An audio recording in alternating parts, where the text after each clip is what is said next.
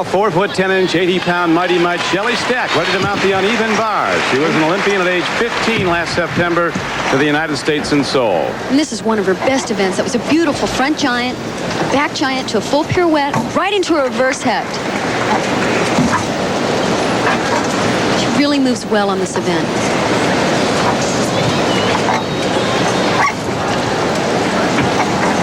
Giant swing, and into a tuck double back. Little hop on the landing. The first part of the routine was definitely the strongest area.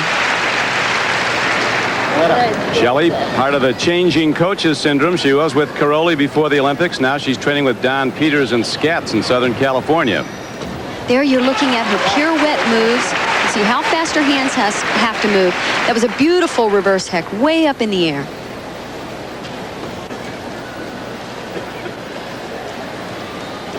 Here's her dismount, a tuck double back. Very common dismount used nowadays. Perfect form, though. Knees together and toes pointed.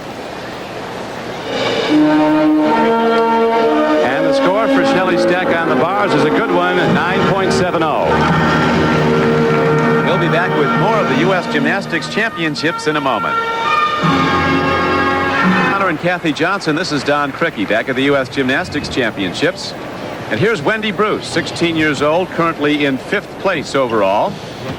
Involved in one of her better events normally, the vault, getting some last-minute advice from Coach Kevin Brown. This is a look back at her second attempt for her first vault, and it's a balk again, which gives her a 0 for the first vault. She now has 2 more attempts for her second vault. But I can't tell you how hard it is psychologically to try and come back and make the small adjustments necessary to pull this vault off. It's a very difficult vault. Critical positioning on the board is necessary. And it's hard to erase the memory of those 2 balks. Tense and focused. Ready to explode off the springboard. Oh, no, it's another balk for her. Kathy, what happens now? She has another attempt at this vault, but then she will receive a 5/10 of a point deduction. But in the old rules, she would have been done. That would have been another 0. I think she thinks that it's over. She saluted the judges. It looks like it because they're both walking back. Someone's got to tell her she does get another attempt. Even Kevin Brown seems to be conceding that Wendy's going to get a 0. That will drop her completely out of the running, certainly off the national team.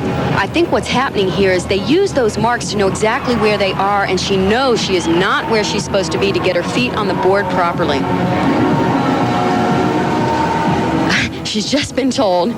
Now, it's a slight relief to know you've got another attempt, but again, she's balked 3 times, and as I said earlier, psychologically, it's almost like Greg Louganis in the Olympic Games when he hit his head on the diving board. You've got to get back up there and do it again. Gather your thoughts, block what's happened before, and think only of what you have to do.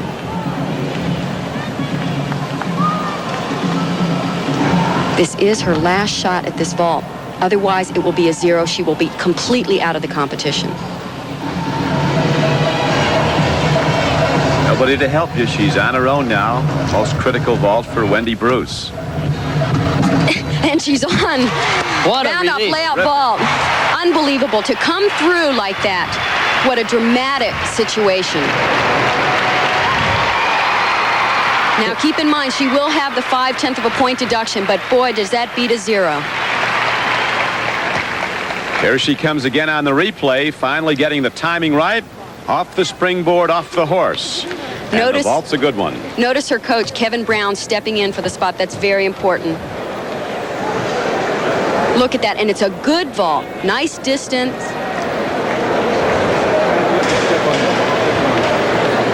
She had her steps right this time, didn't she, Kathy? I can tell now by where she placed her hands before the board. She was way off on the times before. What a relief.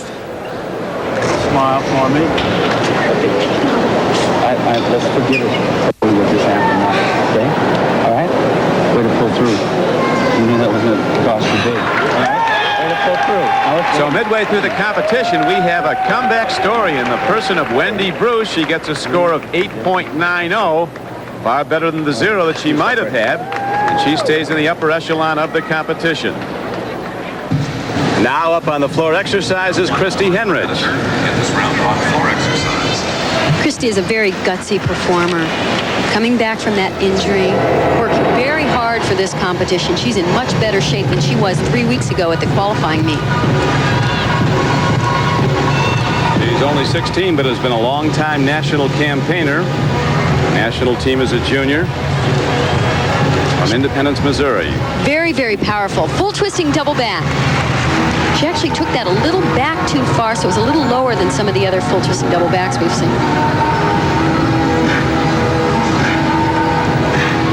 Christy Henrich currently in 3rd place. Middle tumbling run was a front with a full twist.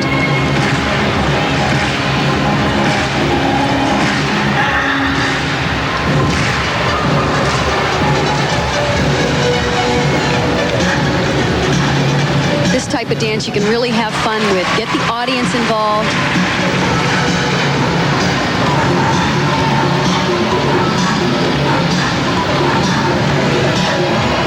Good thing about Christy's work is look at her toe point.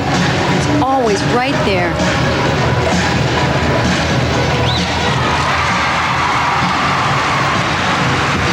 And a tuck double back dismount, a little low on the landing, but pulled it through.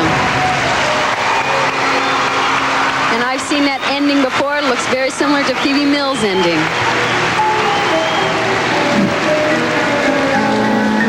Now we'll look at her last tumbling run. She's a little bit low on this landing. But like the true competitor she is, she really pulls it around right here and just nails it.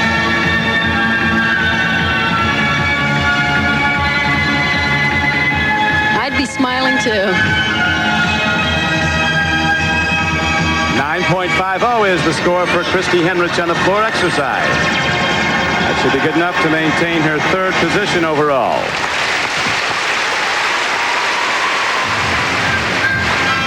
Now, after 2 rotations of the optionals, Brandy Johnson has widened her lead over 2nd place Sandy Woolsey.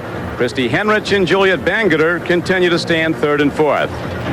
We'll be back with more of the U.S. Championships in a moment.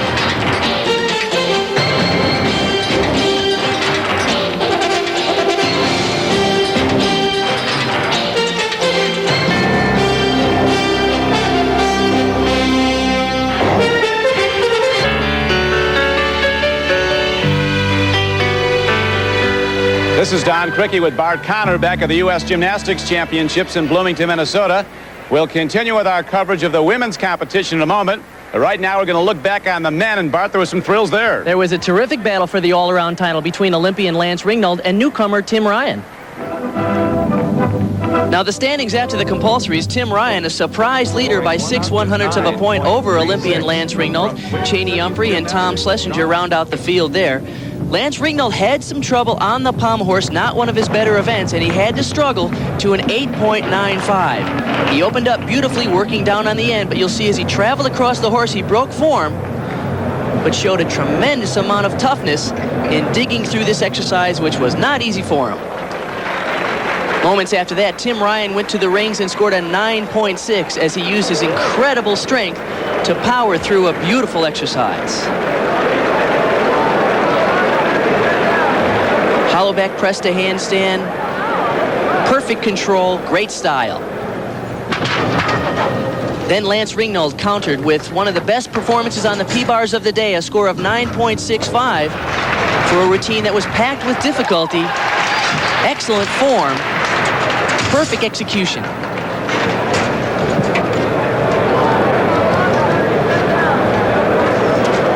And although Tim Ryan led the competition all day, he had to perform right behind Lance Ringnold, performance after performance, and he squandered a little bit of his lead on the parallel bars.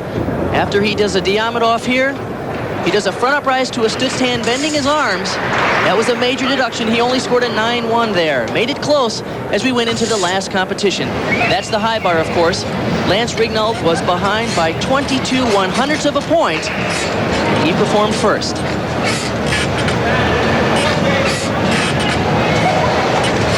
Lance uses an incredible combination of a Tkachev to a Ginger, always with perfect form. So Lance Ringnold scored a 9.8 in his final effort on the high bar, which put the pressure on Tim Ryan. And this is how Don Criqui and I called it. And now the event leader, Tim Ryan is up and swinging on a horizontal bar. Tim cannot afford to have a mediocre performance here. A lot of pressure because of Lance Ringnold nailing his routine. There's a one-arm reverse X to a Ginger. I thought he was too far out, but he did a great job at maintaining the rhythm of the routine. This 18-year-old from Stanford, an up-and-comer in men's gymnastics, can seal the title with an impressive performance on the high bar, and he's having one. It's going to come down to this dismount. And it's an excellent one. And I think we've crowned a new champion. Tim Ryan from Philadelphia, Pennsylvania, and Stanford University. And the story of the new young talent continued. Mike Racanelli, the 20-year-old Ohio State University gymnast, was very impressive in both the floor exercise and the vault. He scored a 9.7 with this effort here. Tremendous tumbling and excellent style. And then he came back with an exciting vault, a handspring front with a full. He had a little trouble, took a low score here, but it's the new style of the young gymnast. Third in the all-around, Mike Racanelli. And fourth in the all-around, Conrad Vorsanger out of Stanford University. Had a little trouble on his high bar release move there, the Ginger, but finished with a very strong double twisting double back and a 9.4 in his last event.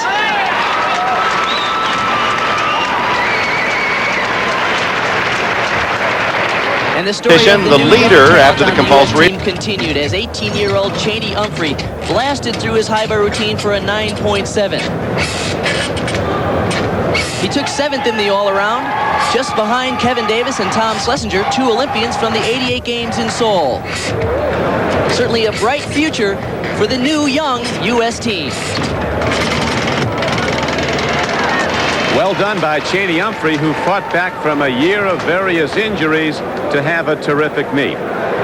And a shining moment for 18-year-old Tim Ryan as he's crowned America's best.